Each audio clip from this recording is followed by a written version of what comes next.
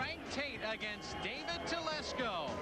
From Fort Chester, New York, Frank Tate became inspired to box in 1976, and he's had an illustrious career.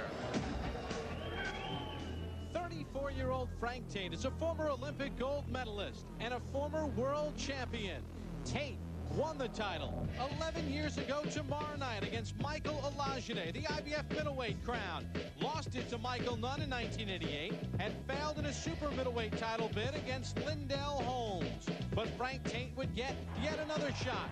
In 1992, he stopped former Olympian Andrew Maynard, doing it in 11 rounds. He would get a shot against Virgil Hill and lose for the light heavyweight championship in 1992.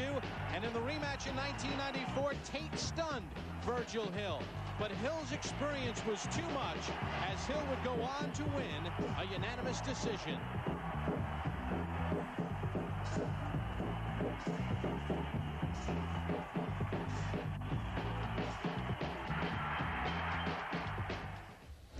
Frank Tate is ready to take it on the road once again. Bob Pompa along with Teddy Atlas of the Capitol Theater. Teddy, how would you describe this matchup between Frank Tate and David Telesco? Well, Bob, you know, promoters love to put names, theme names onto these. If I was to put my promoter's hat on just for a second, I would probably have to call this the moment of truth, or maybe reality check. Because Frank Tate, former Olympic gold medal winner, former world champion, can he really get back at 34 years of old, back to the title? That's the only place he wants to go. David Telesco, 30 years old. He's been managed well, good puncher. Can he really make the jump to the next point and really win a world title? We're going to find that out tonight with these two opponents. Now let's talk a little bit about Frank Tate first of all. What about coming into basically David Telesco's backyard? You know what? Been there, done that. Doesn't matter to a guy like Frank Tate. You're right. Usually it would matter. This guy's been everywhere. He just won a fight a couple fights ago in Germany. He knows home cooking and he knows road cooking. Neither one makes any difference. 11 years ago tomorrow night, he first won a world championship. He said it took about a week to sink in. When he lost the title, he said it hit him immediately. Very frustrating. This young man, David Telesco from Fort Chester, New York, has won 15 in a row, 12 by knockout. He's used to fighting in front of his hometown fans. He's from Fort Chester. Does it factor into this, though, when you're going against a step up in class? Hey, it could make you over-anxious. You know, just the fact that he's in with this kind of opponent factors in. That's going to be the real test. Then you add into it the cooker boiler. You hear it back here, where you got to please your fans. That could be dangerous. Well, David Telesco is a man who spent 3.5 years away from his family. He was in trouble. He was a star football player, but instead he decided to box, and now he feels that he is on the verge of making his dream come true. It's a crossroads for him tonight as he squares off against a former world champion in Frank Tate, scheduled for 10 rounds in the light heavyweight division. Frank Tate seems as cool as a customer, doesn't he? Oh, he's been there before. You know, that's the big advantage he has. We know he's experienced. We know he can box. Let's see if this guy can handle the pressure. That's what we're going to find out. Let's send it up to our ring announcer, Ed Darian. We are live from the Capitol Theater here in Fort Chester, New York, as Kevin Butler, in association with Joe LaGuardia and Don Elba, John Whitney matchmaker, proudly present Friday Night Fights on the Deuce. Is approved by the New York State Athletic Commission, the Honorable Melvin Southern Chairman. First Executive Director is Tony Russo. The Deputy Commissioners, Steve Hunter and Mike Pascali. Our Chief Physician in attendance at ringside is Dr. Billy Lathan. Our judges, Harold Letterman, Fred Busey, and Malvina Lathan. In the ring at this time, the man in charge of the schedule, 10-round light heavyweight bout, referee Jim Santa. And now, my good friends, introducing the principals. First, in the red corner, wearing the solid black trunks. He weighed in at 177 pounds. This young man has 41 wins, 4 losses with 24 big knockouts. The former 1984 Olympic gold medalist, also the former IBF middleweight champion of the world. From Houston, Texas, ladies and gentlemen, here is Frank Tate.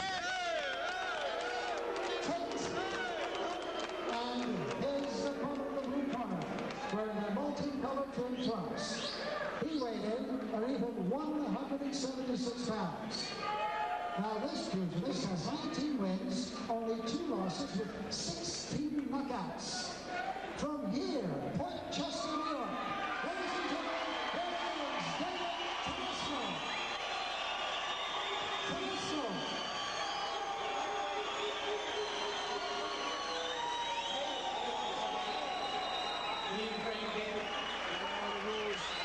In your dressing room, you listen like a man at all times.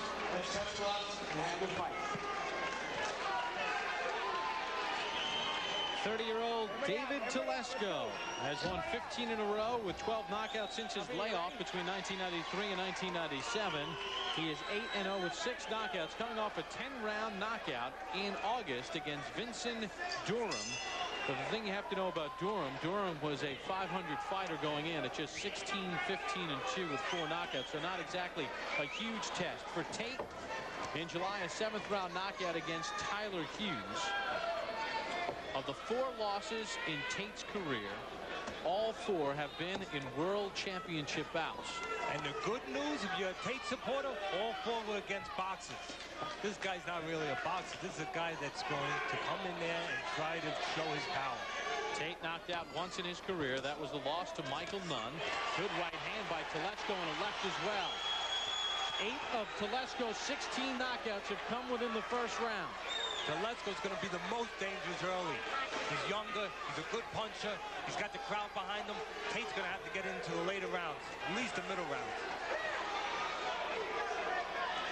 The 2 losses on Telesco's resume came early in his career. 2 split decision losses to Ernest Mateen, a 4-rounder and a 6-rounder. He eventually avenged that loss. Telesco is the much bigger looking guy physically. That doesn't always mean anything in the ring, though. When timing comes in, mental toughness comes in, experience comes in. Early on, it would mean the most. Good body shot there. You see, Telesco went into that turtle defense like Foreman does nowadays. Tate stayed close and threw the punch right under the elbow. Oh, good left hand by Telesco. Well, Tate might be in a little bit of trouble here in round 1. Telesco's a dangerous guy early. Good puncher.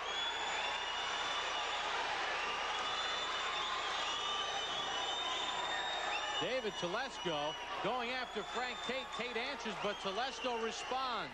Telesco doesn't get the knockout or really damage Tate bad here. Will he be able to go the rounds later? That's going to be the test in this fight. Stop! No punches! No punches! Let's go! Referee Jim Santa separates the boxers. Very good round 1 for Portchester native David Telesco. There's a right hand from Tate. See how Telesco goes into that turtle? That's dangerous because you raise your elbows, you can't punch, and you can get hit underneath to the body. Telesco said he is concerned about the overhand right from Tate. He feels that's Tate's best punch.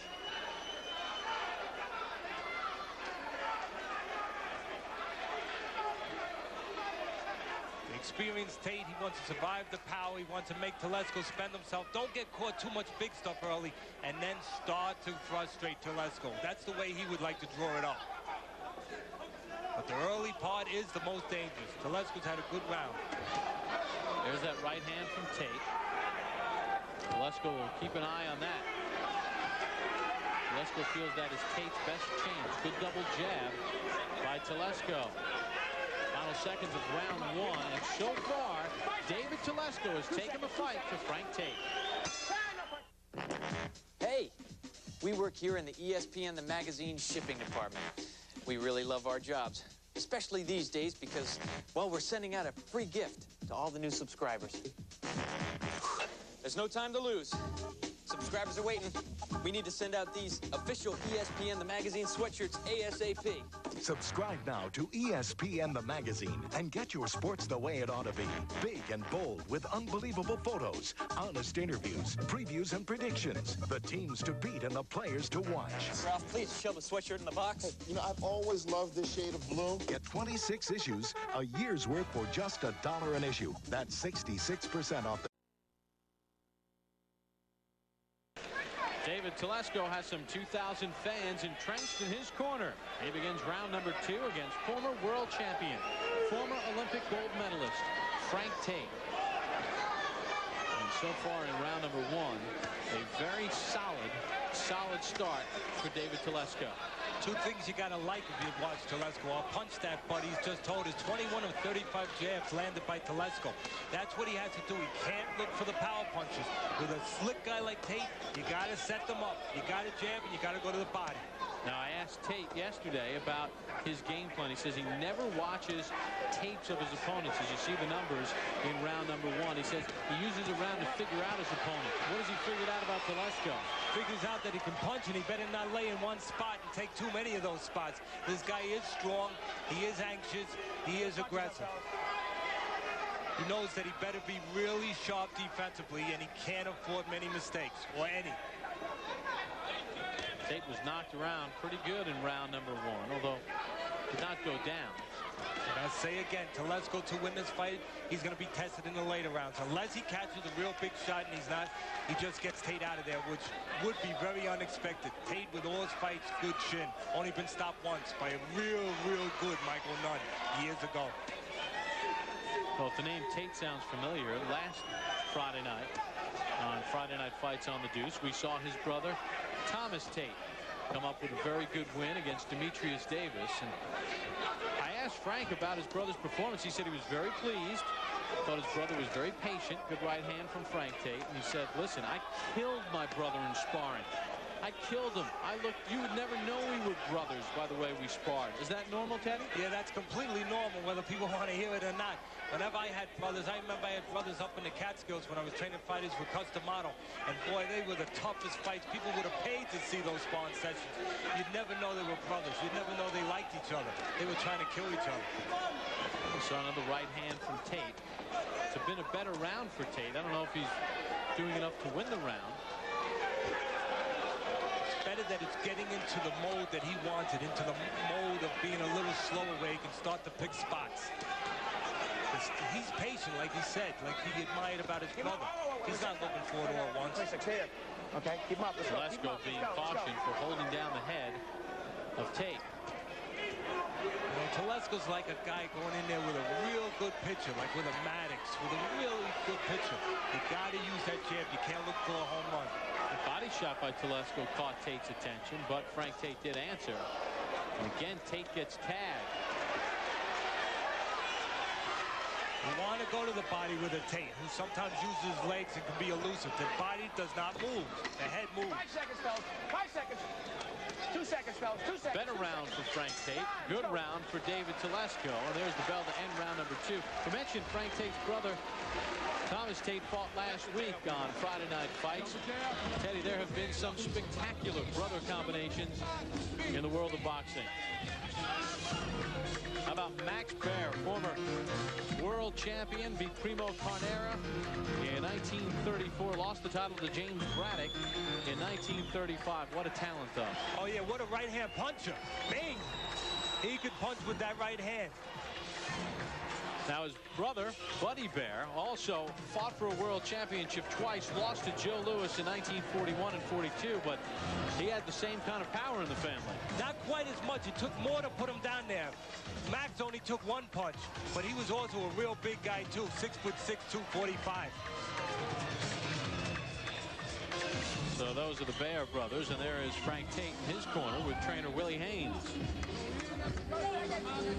You know, Buddy Baer had a little bit of a movie career there. He also played Jack in Jack and the Beanstalk that Abbott and Costello did. He must have had a few laughs in that one. We begin round number 3. Frank Tate, former world champion. David Telesco from Port Chester, New York. Telesco would love to be a world champion in boxing, but he was an all-county and all-state running back in Port Chester before he had his personal and legal problems. He says his dream, not only to be a world champion, but he would love a tryout in a training camp with an NFL team. He still feels that he could be a productive running back in the NFL. I think that might be the same. I'm not knocking his ability. That might be the same as the football players that think they can be fighters. Like that Tall Jones years ago. Found out it's a little bit different. I'll have to see the Giants week in and week out. And with their running situation, they could sure use some help. Giants take on the Falcons on ESPN Sunday Night Football. You see the average rounds per fight. Telesco against much inferior competition gets his things done in quicker order. That's one of the big advantages we know Tate has. Been in there with some unbelievable fighters. Only fights he's lost, like you said, has been in world title fights 4 times. So Telesco's dealing with something he's never been in there with. The later fights is going to be the lighter rounds is going to be the real showing in this fight. So if you're in the corner of Tate, and again, Tate takes a right hand and rock back to his heels. What does Frank Tate have to do? Don't get caught early, but don't fall too far behind. Start to use that jab, start to frustrate Telesco, start to counterpunch Telesco. You don't want to give the big banger too many opportunities to bang you out of there. Does the jab of Tate need to be a bit more aggressive? Yeah, I think so. First of all, if you snap it out, it's harder to counter. Like you're testing hot waters, the old timers would say.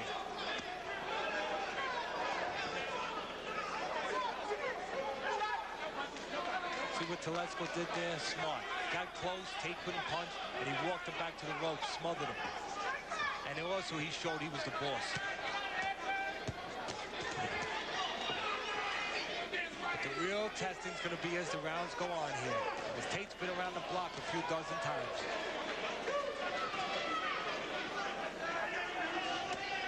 The question, though, is this is only a 10-round bout. Tate, has fought so many 12-rounders. Is he giving up too much ground too early? It could very well be, and Telesco's advantage is that it's only 10 rounds. No doubt about it, because it will weigh on his mind going 12 rounds as he gets to the 7th. He'll say, hey, I only got 3 more, instead of saying I got 5 more.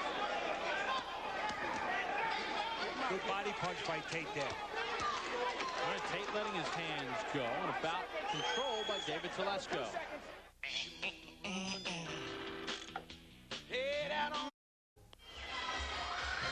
Next week on Friday Night Fights on the Deuce, we're at the Miccosukee Indian Reservation in Miami, Florida. Golden Johnson, the NABF champion, squares off against Israel Pito Cardona, the USBA champion. And if you haven't seen Pito Cardona go yet, you are in for a treat. Next Friday night on Friday Night Fights on the Deuce, plus Brian Kenny and Max Kellerman have the latest news and notes from the world of boxing and our classic fights footage as well. We begin round number 4. David Telesco, the hometown hero, against former world champion Frank Tate. And good left hand by Telesco. He's got to watch now he doesn't get caught with a counter, though, but he's jumping right on him. Tate leaning against the ropes. That is a knockdown, and it stopped. Jim Santa has stopped it. That was a little quick, but Santa saw Tate stumble a little bit, and he just went with that. Very surprising. Telesco did the right thing. He jumped right on him when he had the chance, but he didn't know the ref was going to stop it that quick. David Telesco gets his 20th win, and by far his most impressive, as he stops Frank Tate in round 4. And the Telesco fans love it here in Port Chester. Teddy, with Frank Tate being a former world champion, I thought he deserved a little bit more of a benefit of the doubt. Hey, no doubt about it. I like Jim Santa. I think he's a good ref, but that was a little bit quick there. I know he stumbled after he initially gave him the A count. We're going to take a look at it again, Teddy, at the start of the round and the stoppage. The left hand hurts him to start. Yeah, off the jab, good body punch. And the smart thing here is that he just stays on him. Good right hand off to the side of the head. And he just keeps punching. The standing A count is given because he stayed right on him. Good left hook. Not completely clean, but enough to get it started. Now, the right hand will score right there, but then Telesco really doesn't land any clean shots from there. No, most of them are blocked. Now, he's coming in. You can understand this, maybe. Now, here's a little stumble, and he doesn't look any further. He stops it. Well, I mean, that's a tough call there. I think that he could have looked. You made a good point. This guy's been fighting for all these years, all these world champion fights he's been in, former world champion. Maybe that guy, you give him a little bit of a better look. Well, David Telesco stops Frank Tate in round number 4. Let's send it up to our ring announcer, Ed Darian.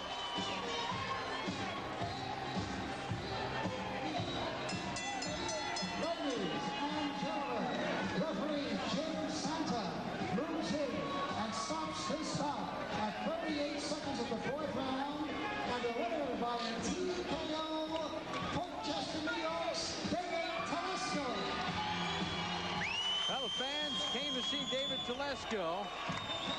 most impressive win of his career as he stopped Frank Tate in round number 4.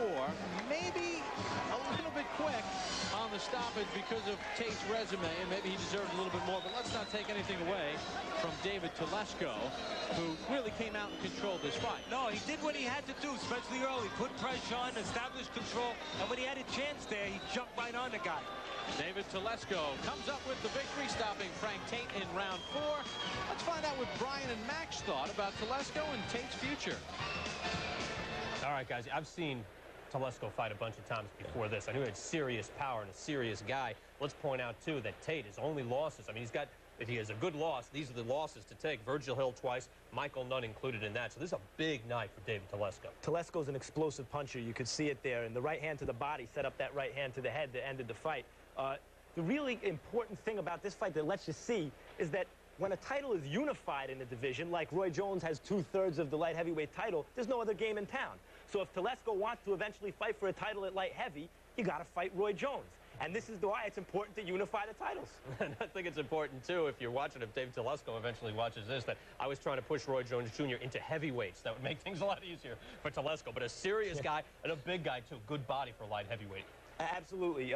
He's an explosive puncher. I mean, I just keep going back to the fact that were this the old days, when people talk about unification, whether it's Jones or not, there's one light heavyweight champ, an explosive puncher like Telesco, an exciting fighter gets a title shot against the champ. There's no other way to get a title, and let's see what happens. And that's why it's great right now that Jones has unified 2/3 of the title. I hope that he unifies the whole thing and keeps it and defends against guys like this in the 5, 6, 7 times a year. Telesco on his way up, a 4th-round TKO on the former gold medalist. When we come back on Friday Night Fights, Muhammad Ali at his very, very best. We'll be back.